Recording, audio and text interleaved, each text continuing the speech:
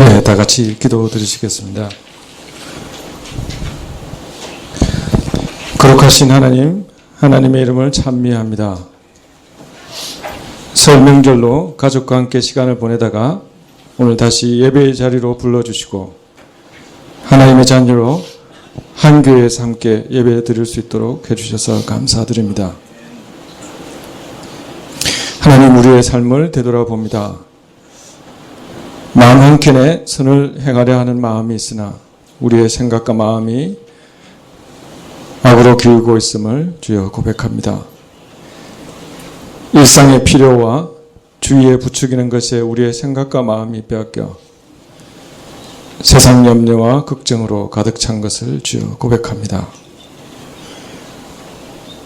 무엇보다 하나님에 대한 열망과 거룩한 것에 대한 열망이 없는 것을 하나님 고백합니다. 하나님, 공고한 우리를 불쌍히 여겨주시고 긍휼히 여겨주시옵소서. 하나님, 우리를 일으켜 세워주시고 회복시켜 주시옵소서. 하나님, 지난 일을 통하여 하나님은 살아계시고 우리를 도우시고 주의 몸된 교회를 지극히 사랑하심을 우리 교회 가운데 친히 드러내신 하나님, 진실로 감사드리며 주의 이름을 찬미합니다. 우리도 하나님의 마음을 품어 서로를 도우며 예수 그리스도의 몸된 교회를 사랑하며 섬기는 자 되게 하여 주시옵소서. 하나님의 성령께서 이 시간 함께하여 주사 하나님의 거룩한 열망을 우리 가운데 부어주시기를 소망합니다. 하나님, 나라를 위하여 기도합니다. 남북한 간의 긴장이 고조되고 있습니다. 남북한 간 연락 채널이 모두 단절된 상황에서 조그마한 일이 무력 충돌로 이어지지 않도록 하나님, 이 나라와 북한을 붙잡아 주시옵소서. 남북한 간의 위정자와 한반도를 둘러싼 국가의 위정자의 생각을 지켜주셔서 한반도가 전쟁의 수렁에 빠지지 않도록 주님 막아주시옵소서. 하나님, 한국교회와 위정자들에게 참으로 나라를 다스리는 시대의 말씀을 허락하여 주시고 하나님의 사람들을 일으켜 세워주사 하나님의 진리로 이 땅을 다스려 주시옵소서. 하나님, 주의 몸된 교회를 위하여 기도합니다. 하나님, 주의 몸된 교회 가운데 모든 성도들에게 하나님의 거룩한 열망을 부어주시고 거룩한 영과 말씀을 부어주사 형제의 사랑을 또한 넘치도록 주여 부어주시기를 소망합니다. 그러나 우리가 가지고 있는 믿음의 문제와 인간관계와 가정의 문제와 진로와 직업의 문제와 몸과 마음의 문제와 질병의 문제와 경제적인 문제와 모든 문제를 주의 말씀과 도우심으로 해결받게 하여 주시옵소서. 나아가 우리의 가까이 있는 자들과 멀리 있는 자들에게 주의 구원의 복음을 전할 수 있도록 우리 가운데 주의 성령의 능력을 허락하여 주시옵소서. 또한 새롭게 교회에 등록하고 또 방문하는 분들에게 하나님의 사랑과 평강이 넘치도록 허락하여 주시고 하나님 성도의 교제에 충만함을 허락하여 주시고 믿음이 더욱 자랄 수 있도록 주께서 함께하여 주시옵소서. 하나님, 오늘 예배를 위하여 기도합니다. 하나님의 말씀을 우리 가운데 허락하시고 말씀을 전하시는 목사님께 함께하여 주시고 듣는 우리는 아멘으로 화답하게 하여 주시옵소서. 우리를 대표하여 하나님께서 우리에게 주신 것에 극히 일부를 주께 드리오니 호명하여 주시고 받아 주시옵소서. 우리의 참된 구주가 되어주신 예수 그리스도 이름으로 기도합니다. 아멘.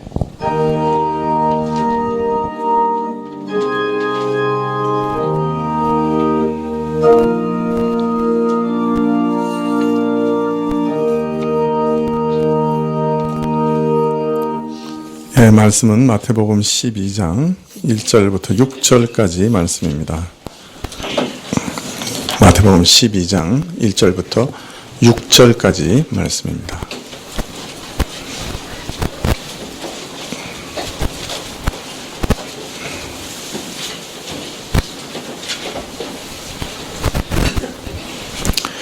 마태복음 12장 1절부터 6절까지 찾으신 줄 알고 봉독해 드리겠습니다. 12장 1절부터 6절입니다. 그때 예수께서 안식일에 밀밭 사이로 가실새 제자들이 시장하여 이삭을 잘라 먹으니 바리새인들이 보고 예수께 고하되 보시오 당신의 제자들이 안식일에 하지 못할 일을 하나이다. 예수께서 가라사대 다윗이 자기와 그 함께한 자들이 시장할 때 한 일을 읽지 못하였느냐. 그가 하나님의 전에 들어가서 제사장 외에는 자기나 그 함께한 자들이 먹지 못하는 진설병을 먹지 아니하였느냐. 또 안식일에 제사장들이 성전 안에서 안식을 범하여도 죄가 없음을 너희가 율법에서 읽지 못하였느냐. 내가 너희에게 이르노니 성전보다 큰 이가 여기 있느니라.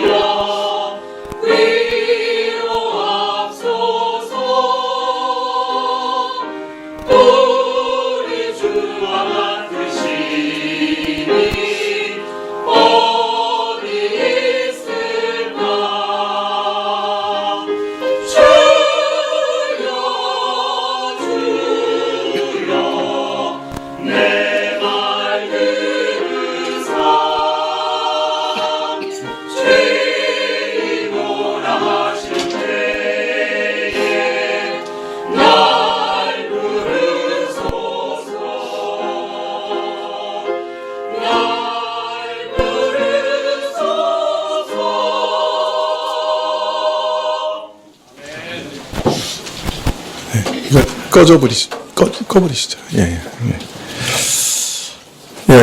오늘부터 마태복음 이제 12장을 살펴보려고 합니다. 사실 설교를 하면 할수록 절감하게 되는 것이 저는 이 성경 말씀을 전하는 것이 참 어렵다. 아니 어떤 면에서 불가능하다. 그런 생각을 자꾸 하게 됩니다. 철 모를 때는 설교를 하면 잘할 수 있으리라 그런 엉뚱하고 교만한 생각도 했지만은 설교를 자꾸 하면 할수록 참 이것을 어떻게 전할 수 있을까?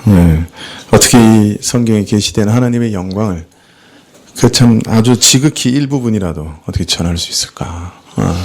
자꾸 두려워집니다. 저 자신의 혀도 어눌하고 언어도 미천하여서 하나님의 영광의 계시를 오히려 좀 가리는 것이 아닌가 염려됩니다. 마태복음 12장을 강의하려고 하면서 이런 두려움 더 커지는데요. 왜냐하면 이 12장에서 계시하고 계시는 그 내용이 너무나 크고 방대하기 때문입니다. 한정된 시간에 이 크고 참 위대한 계시를 어떻게 말로 전할 수 있을 것인가 참 막연하고 또 주눅이 드는 것도 사실입니다. 여러분들이 좀 기도해 주시면 좋겠다. 잘 정리하고 또 쉽게 풀어서 설교할 수 있도록 기도해 주시면 좋겠습니다. 11장부터는 예수님이 누구신가 하는 것을 소개받은 사람들의 반응을, 그들이 보인 반응을 기록하고 있습니다. 먼저 세례 요한이 보인 반응을 기록하고 그 다음에 일반 대중이 보인 반응을, 그리고 갈릴리 주변의 도시들이 보인 반응을 기록하고 있죠. 그리고 11장 하반부에서는 예수님께서 많은 표적을 행했는데 왜 갈릴리 주변의 도시들은 회개하지 않았는가? 그 근본 이유를 말씀하시면서 자연스럽게 예수님이 누구신가 하는 문제를 다시금 계시하고 계시죠. 예수님이 누구시냐? 하나님의 유일하신 아들이시다. 하나님이 누구신지를 참으로 아시는 유일한 분이요. 그 하나님을 또 우리에게 계시하시는 유일한 하나님의 외아들이시다. 독생자다 하는 것을 알리셨습니다. 그리고 이제 이 12장에 와서는 이 아들은 그러면 구약과는 어떤 관계가 있는가? 구약 성경 전체의 그 시스템, 모자익 시스템이라고 그러죠. 구약 전체와는 어떤 관계가 있느냐 하는 것을 알리시고 있습니다. 그래서 12장을 설교하려고 할 때 참 막막한 것이 이 구약을 잘 이해 못하시면, 그러니까 이 구약의 어떤 배경 지식이 없으시면 이 설교를 듣는 것이 참 어렵지 않으실까 염려가 되기 때문이죠. 그리고 또 구약을 일일이 다 설명을 드리려고 하면 모세오경을 다시 지금 다 설명을 드려야 하는 그런 처지가 되기 때문에 참 어떤 선에서 말씀을 드려야 할지 사실 좀 막막합니다. 여하튼 12장에서는 예수님께서 구약 계시들을 사용하셔서 자신이 그 구약과 구약의 선지자들이 말씀하신 그 계시들과 어떤 관계가 있느냐 하는 것을 알리십니다. 자, 이렇게 되자 사실 그 당시에 구약을 가장 잘 어떤 면에서는 잘 이해했다기보다는 익숙하게 알고 있는, 그리고 그 구약을 가지고 이스라엘 백성들을 가르쳐 왔던 서기관들과 바리새인들이 그 예수님의 말씀에 이제 반응을 보이죠. 소위 이스라엘의 영적 지도자들이라고 하는 사람들이 예수님의 가르침을 듣고 아주 격렬하게 반응을 보입니다. 그래서 12장에서는 예수님이 누구신가 하는 것을 구약 계시와 관련해서 말씀하시는 동시에 이제 이에 대한 이스라엘의 영적 지도자들의 반응을 기록하고 있는 것이죠. 그래서 11장부터 쭉 기록되어 온 이스라엘의 예수님에 대한 반응을 정점으로 마지막으로 영적 지도자들의 반응을 기록하는 것으로 이제 거의 끝을 맺는 것이라고 할 수 있습니다. 물론 이제 뒤에 예수님 가족의 반응을 또 기록하고 있습니다만은 그래서 11장과 12장은 예수님에 대한 이스라엘의 반응을 전체적으로 기록하고 있고, 특별히 12장에서는 구약과 예수님과의 관계를 아주 놀랍게 계시하고 계십니다. 자, 12장을 보면 안식일에 일어난 일로 얘기가 시작됩니다. 1절에 보면 예수께서 안식일에 밀밭 사이로 가실 때 제자들이 시장하여 이삭을 잘라 먹으니, 이 바리새인들이 보고 예수께 고하되 보시오 당신의 제자들이 안식일에 하지 못할 일을 하나이다. 자, 마태는 제자들이 밀밭 사이를 지나가면서 배가 고파서 이삭을 잘라 먹었다 이렇게 말하고 있습니다. 참 예수님을 따르면서 제자들이 항상 넉넉한 것은 아니었던 것 같습니다. 몹시 피곤하고 또 어떤 때는 몹시 굶주렸던 것 같습니다. 그래서 식사할 겨를도 없었는지 모르지만 밀밭 사이를 지나가면서 밀을 이렇게 훑은 거죠. 이렇게 밀 이삭을 이렇게 딱 잘라 나가는 거죠. 그리고 누가복음에 보면 손바닥에 올려놓고 비벼서 이렇게 먹었다 그렇게 말하고 있습니다. 참 제자들이 굶주렸고 배가 고팠기 때문에 밀을 잘라서 손바닥에 비벼서 먹은 것이죠. 여러분, 보통 이제 우리나라 같은 경우에는 어떻습니까? 남의 곡식밭에 가서 어떤 형태든지 그 남의 곡식에 손을 대는 거는 어떻게 생각해요? 이게 도둑질이라고 생각하죠. 그래서 우리가 뭐 장난삼아 서리를 한다고 해도 걸리면 어떻게 됩니까? 죽사기 맞죠. 혹시 여기 어르신분들 중에 그 밀밭 서리 해보신 분 있습니까? 밀 이삭 이렇게 올라올 때 그 잘라가지고 불에 이렇게 까맣게 그슬러가지고 이렇게 손바닥에 이렇게 해가지고 먹으면 고소하죠. 그 해보신 분 있을지 모르겠습니다. 그러나 하여튼 생각에 뭐 그걸 뭐 굳이 도둑질이라 이렇게 생각하진 않지만 그러나 또 이거 걸리면 안 된다. 그런 생각 다 하면서 서리를 하지요. 그러나 구약의 이스라엘은 좀 다르게 생각했어요. 이스라엘의 율법은 놀랍게도 이렇게 남의 밭에 가서 또는 포도원에 가서 포도를 따서 먹는 것을 도둑질이라고 생각하지 않았습니다. 신명기 23장 24절부터 25절에 보면 하나님께서는 그 너무 배고파서 남의 밭에 가서 포도를 따서 먹는 것 그거 괜찮다고 하셨어요. 밀밭에 지나갈 때 배고프면 밀 손으로 그 이삭을 끊어서 먹는 것 그거 괜찮다고 그러셨어요. 그 도둑질로 여기지 않으셨어요. 그거 참 신기하죠. 그 대신 그릇을 가지고 포도밭에 들어가서 포도를 따면 도둑질이 된다. 그리고 낫을 들고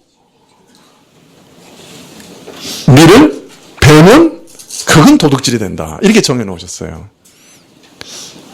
네, 이렇게 해놓으신 이유는 가난한 자들을 위한 깊은 배려죠. 그래서 이스라엘 사람들은 밀을 추수할 때도 밀밭 이렇게 가장자리에 있는 밀은 잘 추수하지 않았어요.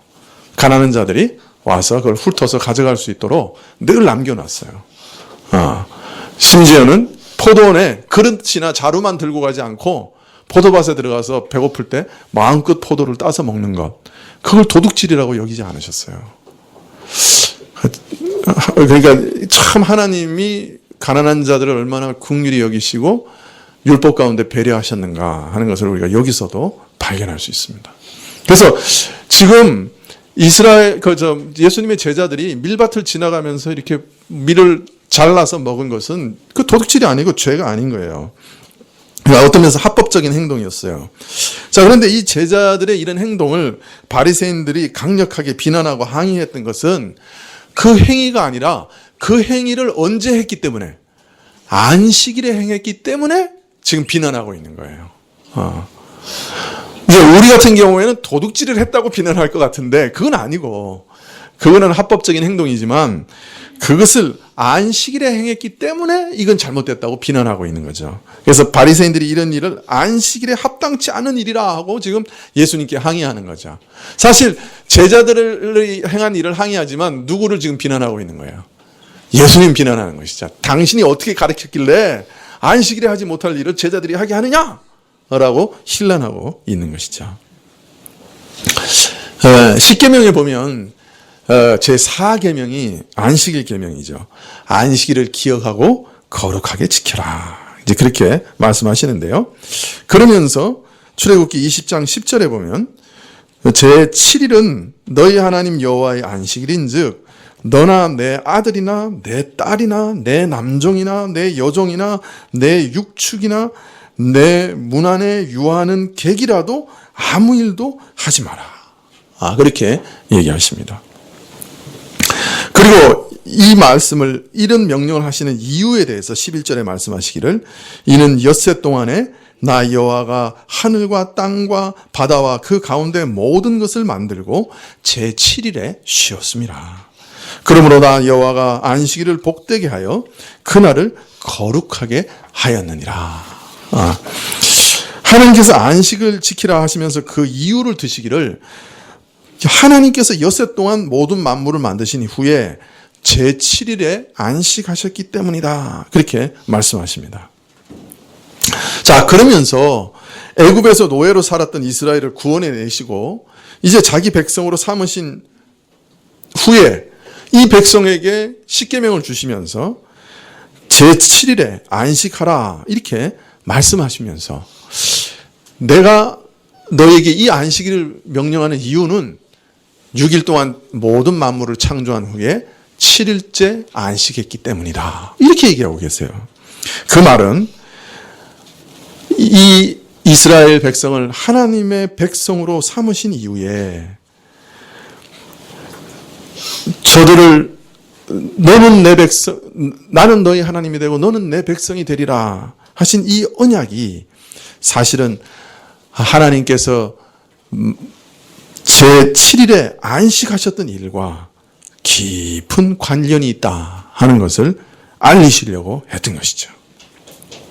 다른 말로 말하면 하나님이 백성이 되고 하나님과 교제하고 하나님으로부터 깊은 안식을 얻게 되는 이 하나님의 백성이 누리는 그 안식은 하나님께서 6일 동안 천지를 창조하신 후에 제7일째 쉬셨던 그 안식과 깊은 관계가 있다는 것이에요. 다른 말로 말하면 이 제7일 안식은 인간이 범죄하면서 깨지고 말았죠. 그런데 이제 하나님께서 그 파괴된 안식을 이제는 자기 백성 안에서 다시 회복시키려고 하시는 것이죠. 그리고 그 완전한 회복, 직접적으로 얘기하면 예수님께서 가져오실 그 완전한 안식을 미리 맛보고 미리 예표적으로 알리고 그 완성을 기다리게 하시는 날로 이 안식일을 두신 것입니다. 설명해 놓고 보니 진짜 복잡하고 어렵게 설명했다, 그런 생각이 드는데요. 다른 말로 말하면 이스라엘에게 안식일을 주신 이유는 하나님이 천지 창조 이후에 안식하셨던 그 안식을 이스라엘에게도 주시기 원했던 거예요. 그 안식이 이미 깨어져 버렸는데 그것을 회복시켜 주시기를 원했던 거예요, 이스라엘 백성에게. 그런데 진짜 회복하는 것은 언제 회복하는 거예요? 예수님께서 회복하시는 것이에요. 그래서 그것을 미리 보여주기 위해서 안식일이라고 하는 제도를 만드신 것이죠. 그래서 이날에는 일을 하지 말라 그러셔요. 사실은 불도 피우지 말라 그래요. 불을 피우지 말라는 거는 음식 준비를 하지 말라는 거예요. 음식을 먹지 말라는 얘기는 아니에요. 그 전에 이제 만들어 놓고 안식일 날은 부엌에 들어가서 불을 떼지 말라. 그 말은 여러분 사실은 요새는 어떻습니까? 즉석식품 같은 게 있어서 전자레인지 딱 넣으면 2분이면 딱 요리가 돼서 나오니까 참 부녀들도 어떤 때는 편하죠. 그러나 예전에는 그렇지 않았습니다. 밥을 하나 지으려면, 떡을 하나 만들려면 먼저 밀부터 가져가서 채 치고 그걸 또 갈아내고 그걸 가루로 만들어서 그걸 또 반죽을 하고 그걸 민떼고 그 다음에 좀 놔뒀다가 그 다음에 또 발효되면 그것을 또 떼가지고 떡 모양을 만들어서 또 아궁이에 불 떼가지고 그걸 또 찌고 뭐 이래가지고 사실 부녀들이 삼시세끼 하면 하루 다 가는 거예요. 삼시세끼하고 빨래하면 끝나는 거예요, 하루가. 그런데 아궁이에 불 떼지 마라 그런 것은 아내들에게도 온전한 안식을 주라는 얘기예요. 아내들뿐만 아니라 자식, 노예, 그죠? 거기다가 심지어는 나그네, 심지어는 그 집에 있는 짐승까지, 그 밭에서 밭 갈면 소가 쉬지를 못하잖아요. 근데 그 소까지 쉬게 하신 거예요. 그리고 레위기 23장 3절에 보면 이 모든 일을 쉬되 딱 한 가지 일 하라 그랬어요. 그건 뭐냐면 함께 모여서 성회로 모여서 예배드리라. 하나님 앞에 나와서 예배드리라. 그렇게 말하고 있습니다. 참 안식을 남녀노예나 우구하는 객이나 심지어 짐승에까지 확대해서 편히 쉬게 되고 참 안식일 날 예배드리며 그 안식이 우리 내면에까지 더 심화되고 죄로 말미암아 고달파 수고롭게 살아가는 죄인이 그 땀 흘려 일해야만 겨우 먹고 사는 그 노동에서부터 안식을 누리고 또 그 가운데 죄로 인한 우리 내면의 고통과 무거운 짐으로부터 영육간의 모든 짐을 벗어버리고 안식을 누리는 날, 그것이 바로 안식이래요. 천지창조 때 하나님이 쉬셨던 그 안식을 이제 다시 회복시켜 주시려고 하는 그것이 안식일이에요.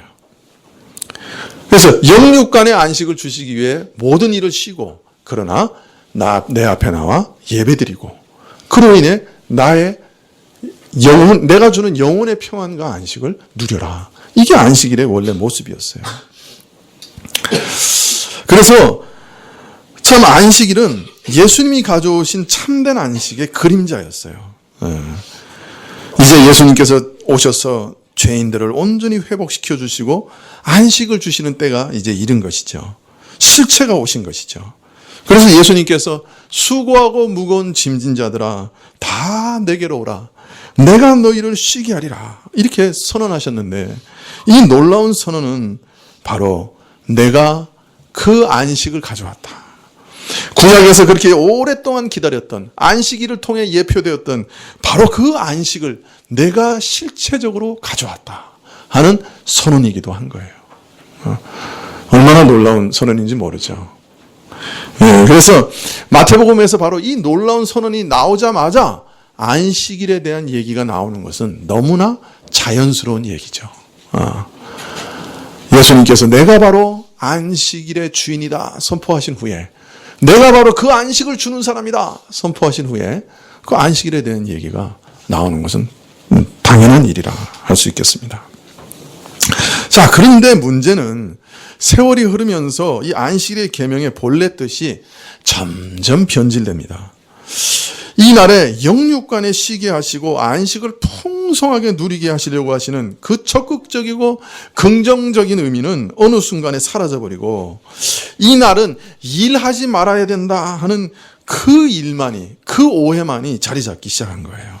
그러니까 이 날은 일하지 않는 날이다 하는 그 생각만 남은 거예요. 그건 오해죠.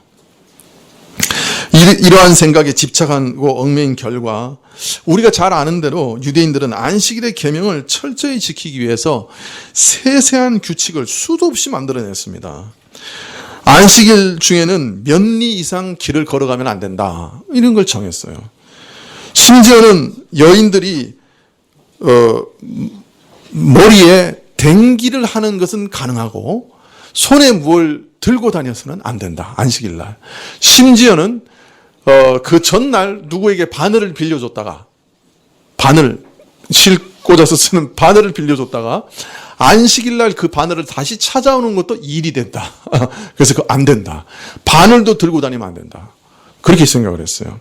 아이를 같이 데리고 갈 때 한 발짝 한 발짝 이렇게 같이 걸어가는 건 괜찮지만 아이를 두 손으로 안고 가는 건 안 된다. 그건 일이야.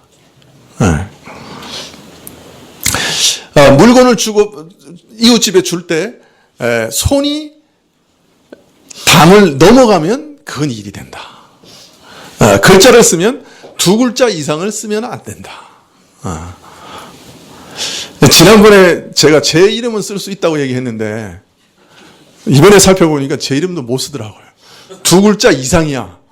그러니까 두 글자도 포함돼. 그러니까 한 글자만 쓸 수 있는 거예요.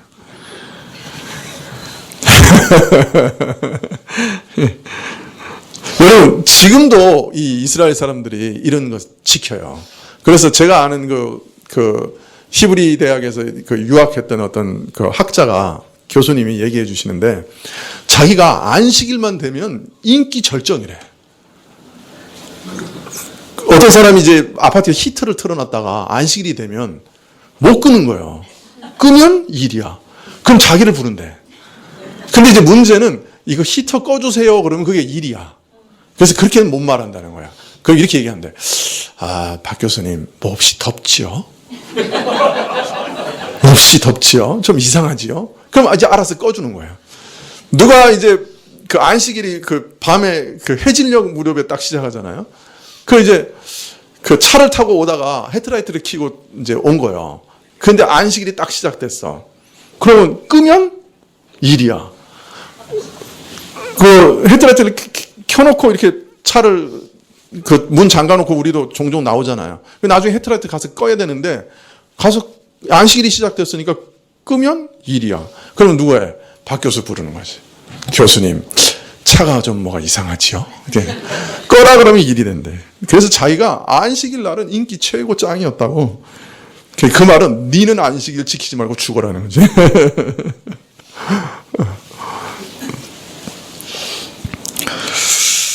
자, 이런 규칙들은 안식일에 해서는 안 될 것이 무엇이며 해도 좋은 것이 무엇인지를 가리키기 위해서 만들어낸 것들이죠.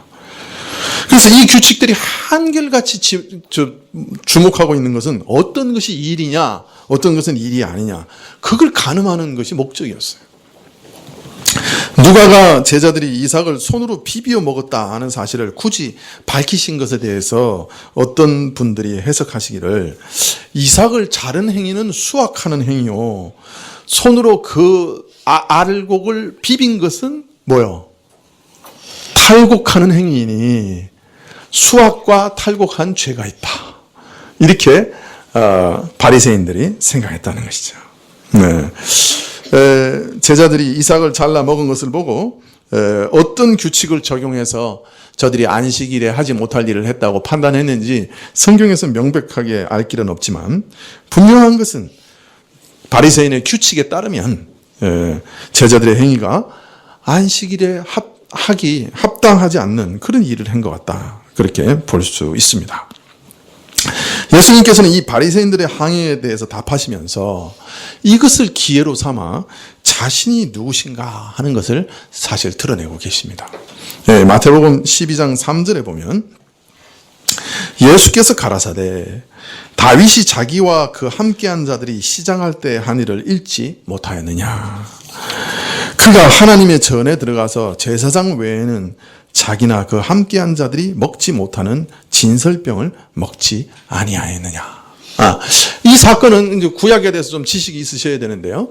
사무엘 상에 보면 이스라엘 백성들이 그 사이에 왕이 없었어요. 400년 이상 가나안에 사는데 부족끼리 그냥 연맹체로 있었지 왕이 없었어요. 그런데 자꾸 이제 주변에서 블레셋이나 이런 이제 나라들이 자꾸 이제 침공해 오니까 이제 다른 나라를 보니까 왕이 있고요. 그 왕이 전쟁터에서 이렇게 나가서 지시를 하고 막 앞서 나가서 싸우고 그러니까 이거 괜찮은 거예요. 그래서 이 백성들이 하나님께 나가서 왕을 달라고 요청을 합니다. 그래서 하나님께서 최초로 세운 왕이 누구예요? 이 사울이라는 사람입니다. 그런데 이 사울은 하나님을 두려워하지 않고 오히려 그 백성의 눈치만 보는 그런 왕이었어요. 그래서 하나님께서 사울을 버리시고 그 다음에 누구를 택하셨어요? 우리가 잘 아는 다윗 왕을 택하셨죠. 그래서 사무엘이 가서 다윗에게 기름을 붓습니다. 그리고 이제 나중에 그 기름 부어서 이스라엘을 구원하는 진정한 메시아가 바로 다윗이라고 하는 사건, 다윗이라고 하는 것이 어디서 드러납니까? 골리앗 사건에서 드러나죠. 그래서 골리앗이 나와가지고 막 이스라엘의 하나님을 막 모독해도 사울을 포함해서 모든 사람이 부들부들 떨면서 못 나갔어요. 원체 거인이고 힘이 세니까. 근데 다윗이 그냥 그 소년 같은 다윗이 물맷돌. 그 물맷이라는 건 뭐냐면 가죽에다가 이렇게 긴 가죽 끈에다가 가운데 돌을 달고 휘휘휘 돌리다가 탁 놓으면 돌이 날아가는 거예요. 이게 고대 그리스나 이런 데는 아주 많이 사용하던 병기인데 목동들이 주로 사자나 곰을 쫓아내기 위해서 사용했던 거죠. 근데 그 물맷돌을 돌려가지고 탁 던졌는데 어디 가서 막 박혔어요. 돌이 골리앗의 이마에 가서 박혔어요. 여러분 이해되십니까? 권총으로 쏜 것도 아닌데 돌이 박혔어요. 보통은 물맷돌을 탁 던지면 땅 맞고 돌은 튀어나가죠. 근데 이놈 돌은 얼마나 빨리 갔는지 박혔어요, 머리에. 이건 기적이죠, 사실. 다윗이 던졌지만 머리에 박히게 하신 거는 하나님이시죠. 그러니까 골리앗이 죽죠. 그것을 통해서 블레셋과 이 이방인들의 손에서 이스라엘을 구원한 진정한 기름 부음 받은 자, 기름 부음 받았다는 말이 메시아라는 말입니다. 그러니까 진정한 이스라엘의 메시아는 사울이 아니고 다윗이라고 하는 것이 드러났죠. 백성들이 돌아오는데 사울은 천천히요. 천명 단위로 죽였는데 바울은 만만이라 10,000명 단위로 죽였다. 이러면서 막 난리가 났어요. 그러니까 백성들의 마음이 다윗에게 싹 옮겨가는 걸 보고 누가 시기를 했어요? 사울이 시기를 했죠. 그래서 사울이 다윗을 죽이려고 합니다. 다윗이 옷까지도 다 챙기지 못하고 도망갑니다. 자기 그 몇몇 부하들하고. 자, 임금이 죽이려고 하는데 어디로 도망갈 데가 있겠어요? 그래서 가다가 아마 앞으로 어떻게 해야 되느냐 하는 것을 묻기 위해서라도 노비라고 하는 제사장의 도시로 갑니다. 그래서 제사장한테 가서 도움을 청하죠. 그러면서 너무 굶주렸으니 아무것도 먹을 것이 없으니 좀 먹을 것을 주시오. 그렇게 제사장 아히멜렉한테 청하죠. 근데 아히멜렉은 그때 아무런 떡도 없었어요. 먹을 게 없었어요. 그래서 다윗과 그 일행에게 성결 규례에 저촉되는 일이 없나, 정결함을 유지했나 하는 것을 확인한 다음에 제사장 외에는 먹을 수 없는 진설병이라고 하는 떡을 줍니다. 근데 여러분, 이 진설병은 어떤 떡이냐면 성소에 하나님 앞에 진설 이렇게 전시해 놓는 떡이에요. 그래서 성소에 가면 정금 등대가 있고 그 맞은편에 금으로 만든 큰 상이 있습니다. 밥상이 있어요. 그 상에 12개의 떡이 이렇게 진열되어 있습니다. 그래서 6개씩 두 줄로 진열하게 되어 있습니다. 그래서 그 떡의 이름을 진설병이라고 합니다. 이 떡은 12지파를 상징합니다. 그리고 이 12지파가 하나님께 드리는 성결한 삶의 열매를 상징하는 것이에요. 그래서 이 떡은 안식일마다 갈아서 새 떡을 진설하고 남은 떡은 안식일마다 가지고 나와서 제사장들만 성소에서 먹을 수가 있었습니다. 그러니까 일주일 된 떡이죠. 그 떡을 가져와서 안식일 날마다 새 떡을 진설하고 그 떡을 가지고 나와서 제사장만 먹을 수 있었던 것이에요. 자, 그런데 그 떡을 제사장이 다윗에게 주고 다윗과 함께한 젊은 사람들에게 준 거죠. 자, 어떤 문제가 생깁니까?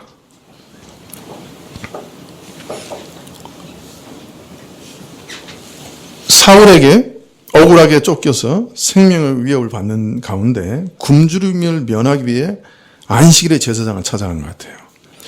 왜냐하면 진설병을 내온 날이니까 제사장은 제사장 외에 먹을 수 없는, 이외에는 먹을 수 없는 진설병을 다윗에게 줬고 다윗의 일행도 그것을 받아 먹었습니다. 그러므로 다윗은 이중의 규례를 어기게 되는데 다윗이 사울을 피하여 도망하는 중이었기 때문에 그는 안식일을 범하고 진설병을 먹는 일은 성전의 규례를 어기는 일이 되는 거죠.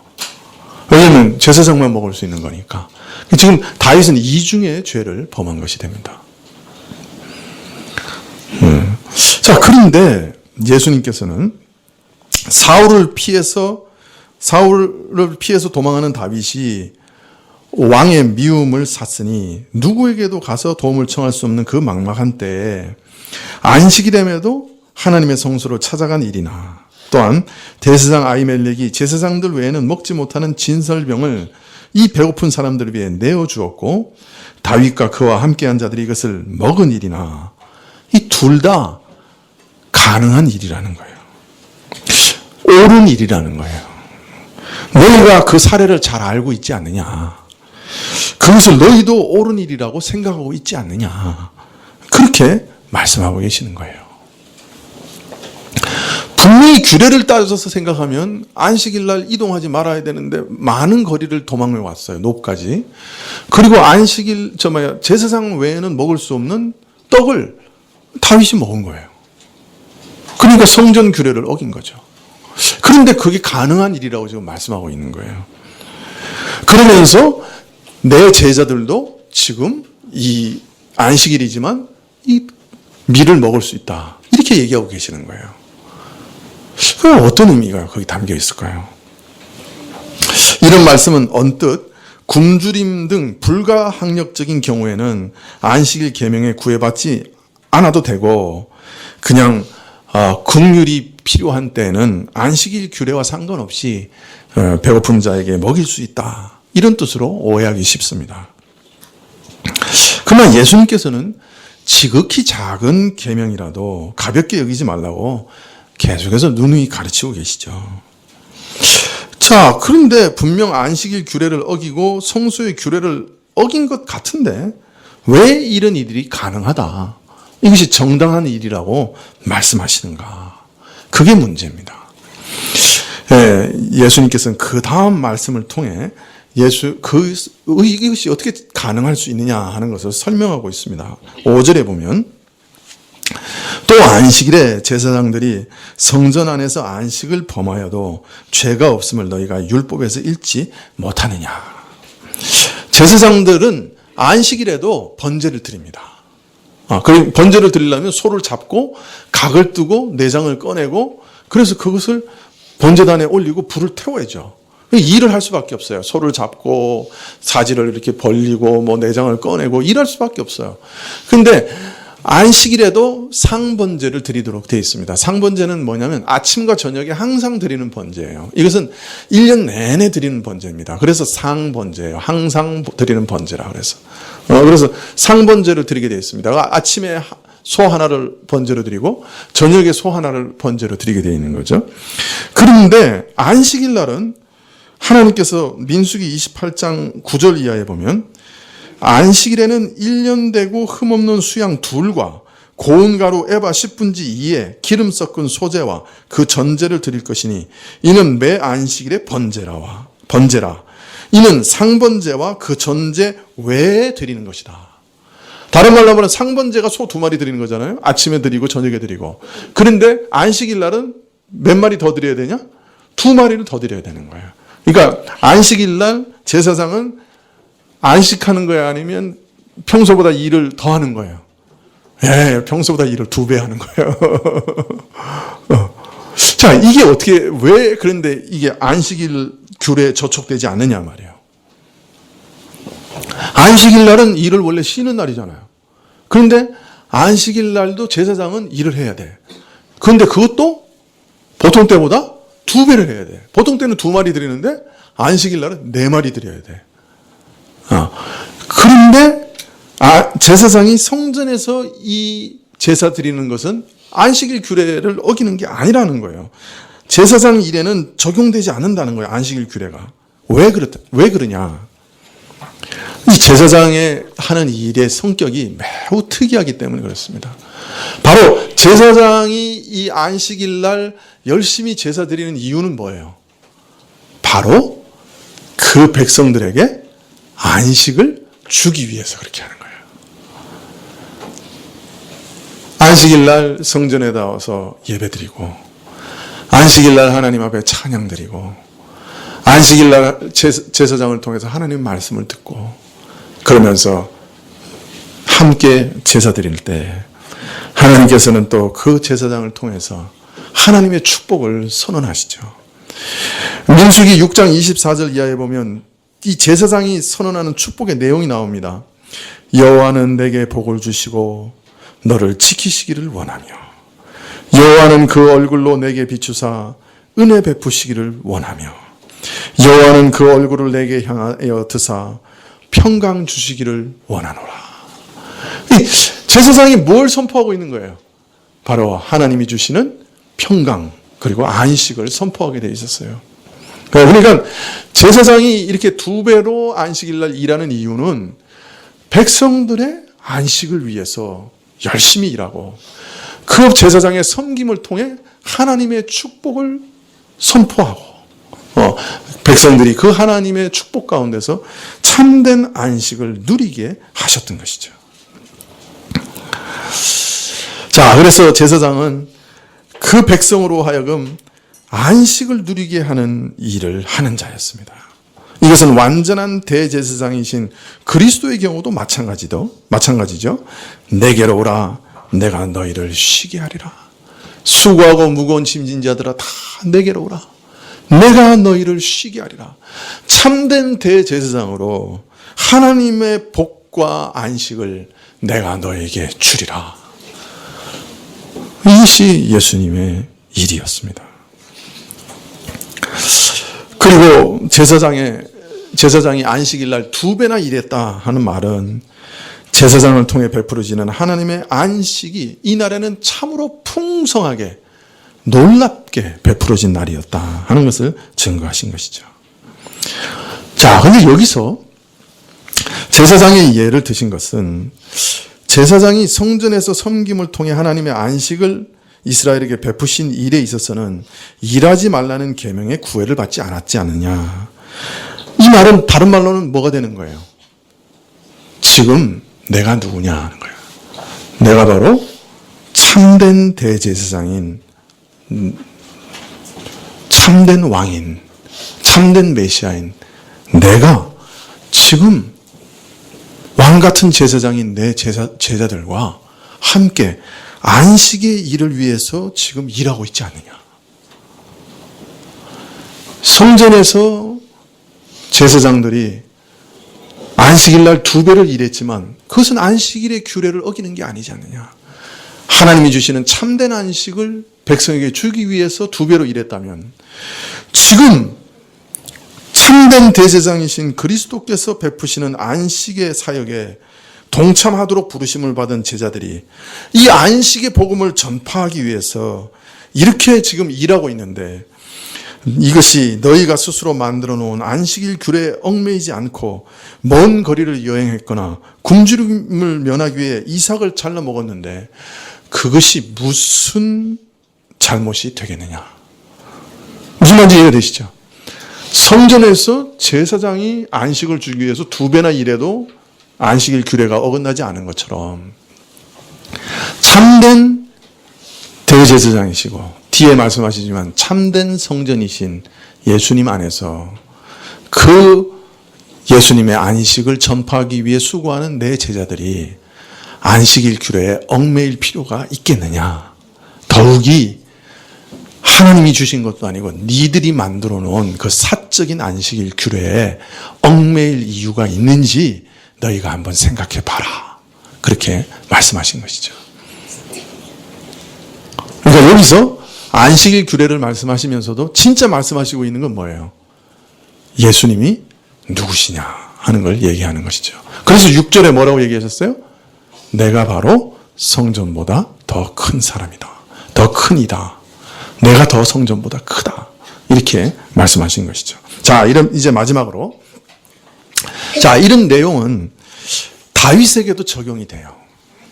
비록 사울이 그 당시 명목상의 왕이었지만 다윗이 이미 기름 부음을 받았고 다윗을 통해 이미 하나님이 역사하고 계시고 다윗은 이스라엘 앞에서 출입하면서 실질적으로 이스라엘을 지도했고 이스라엘을 블레셋 수중에서 실질적으로 구해내냈으며 모든 대적의 손에서 안식해야 하는 일을 이제 시작하고 있었습니다. 다윗과 그 일행은 이처럼 이스라엘의 안식을 베푸는 메시아와 그의 일에 수종드는 자들로서 안식일에 하나님의 집을 찾아가서 제사장이 제공하는 성물로 허기를 면했습니다. 하나님께서 이스라엘의 안식을 위해 세우신 왕 메시아와 이스라엘의 안식을 위해 세우신 제사장은 동일하게 기름 부음 받은 자로서 이스라엘 백성의 안식을 위해서 일하고 있었습니다. 다윗 일행은 이스라엘에게 안식을 베푸는 자로 제사장과 동일하게 안식일 규례에 얽매이지 않는 한 실예를 보여주고 있었다라고 말할 수 있었던 것이죠. 즉 아무나 배고프다고 성막에 가가지고 떡 주세요 할 때 진설병을 줄 수 있는 것은 아닌 것이죠. 또 성막의 규례가 위급한 상황, 굶주린 상황에 있는 사람들에게는 무효화되고 그냥 굶주린 그래서 생명이 위독하다 위경에 있는 사람들에게는 무조건 떡을 줄 수 있는 것도 아닌 것이죠. 여기서 다윗이 그 떡을 먹을 수 있었던 이유는 다윗의 지위에 있었습니다. 다윗이 이스라엘의 메시아였거든요. 다윗이 제사장과 같이 하나님의 기름 부음 받은 자였거든요. 그렇기 때문에 다윗은 제사장과 똑같이 하나님의 안식을 이스라엘 백성에게 가져다 주는 소임을 갖고 있었어요. 그렇기 때문에 제사장이 참여하는 진설병에 같이 참여할 수가 있었던 것이죠. 이 예를 드신 것은 지금 너희가 시비를 거는데 너희는 내 제자들이 누구하고 같이 있는지를 모르는 것이다 하는 거예요. 이스라엘의 기름 부음 받은 자 다윗과 함께 있었던 자들이 성전의 규례와 안식의 규례를 지키지 않아도 되었던 것처럼 오늘 참 메시아 다윗보다 큰 자, 참 대제사장, 성전보다 큰 자가 여기 있으니 나와 함께 하는 제자들이 너희가 정한 그 사사로운 규례에 얽매일 필요가 있겠느냐. 너희가 그것들을 한번 생각해 보라. 이렇게 말씀하신 것이죠. 오늘 예수님께서는 이 안식일 규례에 대한 논쟁을 통해서 사실은 자신이 누구신가 하는 것을 계시하고 계십니다. 그건 뭐냐면 내가 성전보다 크다. 그 말은 무슨 말이에요? 구약의 모든 성소와 성전에서 이루어진 행위들은 다 예수님을 예표하는 것이었다. 그것은 그림자고 예수님이 실체였다. 그 말입니다.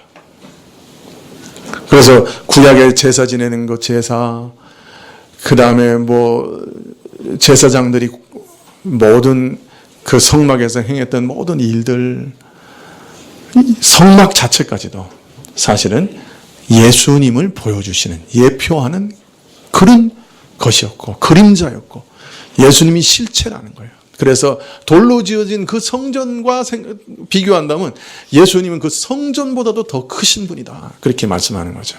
여러분, 이것을 이해해야 구약이 열리게 되어 있는 거예요. 구약에 왜 짐승을 잡으라 그러셨는지, 왜 성막을 만들라고 그러셨는지, 왜 성막에서 그 수많은 제사가 있었는지, 거기서 왜 그 물을 뿌리고 그냥 피를 뿌리고 정결케 하고 그 모든 일들이 왜 안식일을 지키고 왜 그런 일들이 왜 있었느냐? 그것은 앞으로 올 실체를 기다리는 그림자였다는 거예요. 그래서 바울은 야고보서의 2장 16절에서 이렇게 얘기합니다. 먹고 마시는 것과 절기나 월삭이나 안식일을 인하여 누구든지 너희를 편론하지 못하게 하라. 이것들은 장래일의 그림자이나 몸은 실체는 그리스도의 것이니라. 안식일 또 다른 안식을 위한 절기들, 정결 규례들 이런 구약의 모든 것은 그림자에 불과한 것일 뿐인 실체는 아니었다. 동물 제사가 예수 그리스도 제사 자체는 아니지요. 그것은 그림자고 예표일 뿐이죠. 앞으로 올 완전한 예수님의 제사에 대한 그림자였다. 그리고 그 참 실체는 야고보서 2장 골로새서 2장 16절에서는 몸이라 그러는데 몸은 실체는 예수 그리스도를 통해 베풀어지는 은혜다. 몸, 즉 실체는 그리스도 그분이시다. 그렇게 말씀합니다. 그래서 이제 몸이 와서 보여주니 그림자는 더 이상 필요하지 않다고 얘기하는 것이죠. 이 몸이 만드는 그림자를 붙잡고 있으면 그것은 실체가 온 것을 알지 못하는 무식함이라는 것이죠. 그래서 이제 우리가 안식일을 지키지 않는 것이죠. 안식일, 먹고 마시는 것, 정결규례, 이거 먹으면 되고 이거 먹으면 안 되고, 그죠? 제사 지내는 것, 이 모든 구약의 규례들이 그건 그림자였다는 거예요. 예수님 안에서 이루어질 완전한 안식을 보여주는 실체가 이미 예수님 안에 있기 때문에 이제 더 이상 그림자를 붙들 필요가 없다. 그래서 우리는 안식일도 안 지키고 절기도 안 지키고 그 다음에 정결 규례도 안 지키고 제사도 안 지내는 거예요.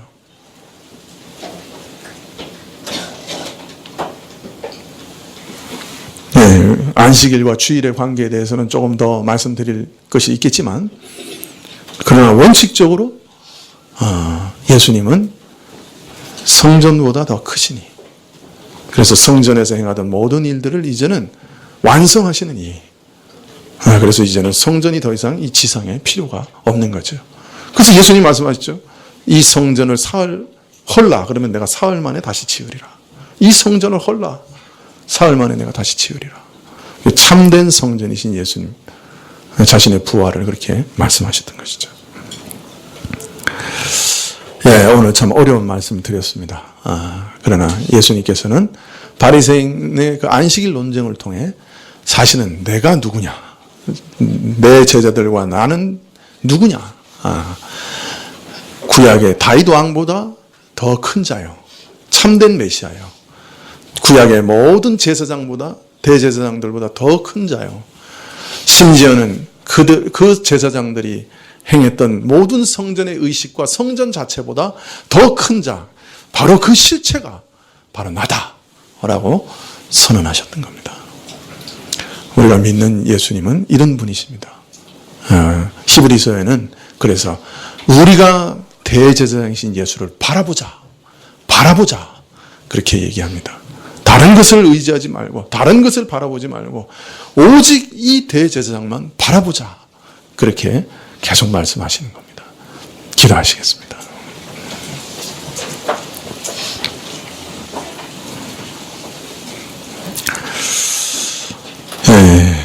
아버지 하나님, 참 안식일을 지켜서 어찌하든지 일하지 않아서 그것을 공로로 구원을 얻으려고 했던 그 바리새인들의 끊임없는 노고, 일하지 않으려고 하는 그 치열한 수고, 그 얽매임에서 완전히 벗어나게 하시고, 수고하고 무거운 짐진 자들아 다 내게 오라, 내가 너희를 쉬게 하리라 외치셨던 그 예수님, 오늘도 우리에게 오셔서 너희 그 모든 죄짐을 다 벗어버리고 내 안에서 진정한 안식을 얻으라 초청하시는 주님, 저희가 이 주님 바라보게 하옵소서.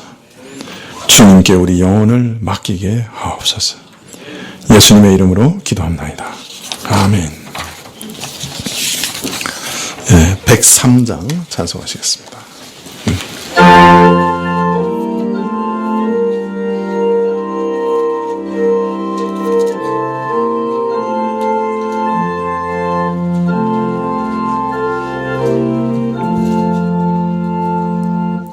참 목자 우리 주 사랑과 진리로 이끄시니 승리한 우리 주 그 이름 기리며 성도들 모여서 찬양하라.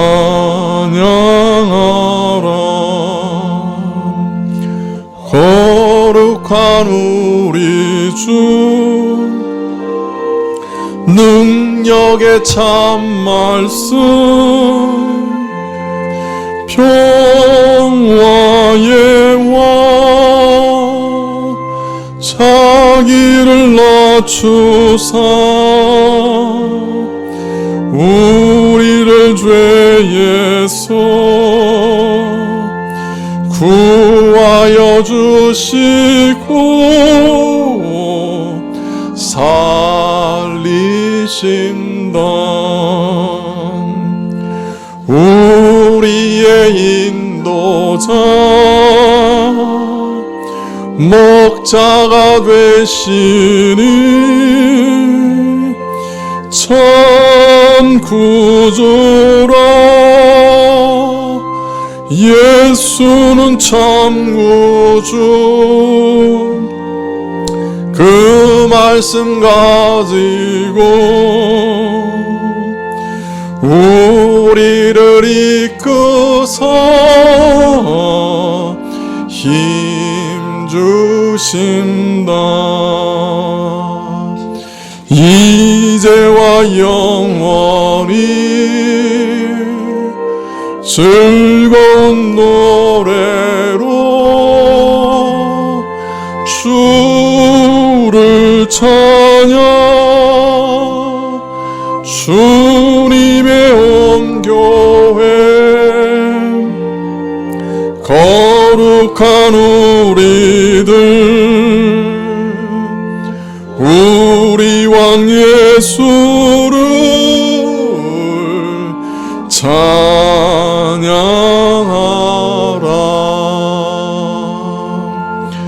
아멘. 기도하시겠습니다. 지금은 우리 주 예수 그리스도의 은혜와 하나님 아버지의 그 크신 사랑과 이 은혜와 사랑을 깨닫게 하시고 누리게 하시는 성령님의 교통하시고 역사하심이 참으로 구약의 모든 약속을 이루신 우리 주 예수님을 바라보며 마음의 안식을 누리며 머리 숙인 주의 백성들 위해 지금부터 영원까지 함께 계실지어다. 아멘.